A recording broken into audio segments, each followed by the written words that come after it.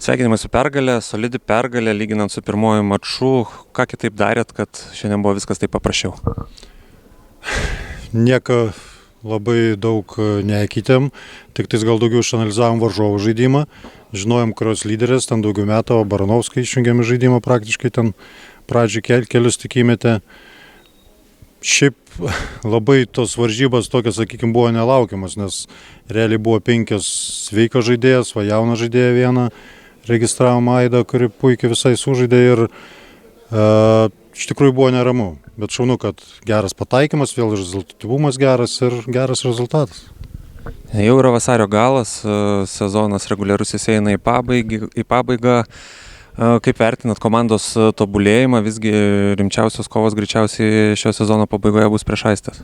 Taip, ir aš tik tikiuosi, kad po traumų grįš ir Gintarė po traumos grįž, ir Agniesė, nes trūksta maža ta rotacija, prieš rimtesnės komandas tikrai bus sunku, bet tikrai kovosim, sakykime, dėl tų aukščiausių apdovanojimų. Sveikinimai su pergalė, ko gero karjeros vakaras šiandieną, nors ta karjera yra pakankamai ilga, bet 52 naudingumo balai, 13 pataikytų baudos metimų, arti trigubo dublio, daugiausiai atkovotų kamuolių karjeroje. Kaip vertini savo šį pasirodymą? Žinau, kad labai pavargau tiesiog, bet tai turbūt, jeigu tokia statistika, tai turbūt, kad vienas geriausių, bet labiausiai džiaugiuosi pergalę, nes šiemet nedaug tų pergalių turim, tai tiesiog tikrai šitą komandą mes pralošėm pirmam rate, tai labai norėjom laimėti, tai labai džiaugiuosi, svarbiausia, kad pergalė ta statistika. Tai.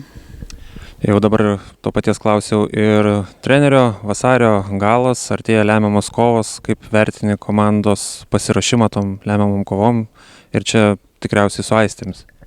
Nežinau, atrodo kaip ir įsižaidžiam biškelį, bet tai vis viena žaidėja iškrenta, tai kita kažkas grįžta, paskui vėl iškrenta, tai toks labai banguojam, tikrai esam geresniai formų negu buvom sezono pradžioje iki naujų, bet dar trūksta. Svarbiausia, kad visos veikos būtumėm ir turėtumėm rotacijos. Unfortunately, you don't win this game, but your thoughts about this game, what were good things and what were bad things? In defense we had some mistakes, but we tried to support each other until the end of game. But our offense was kind of pretty good, so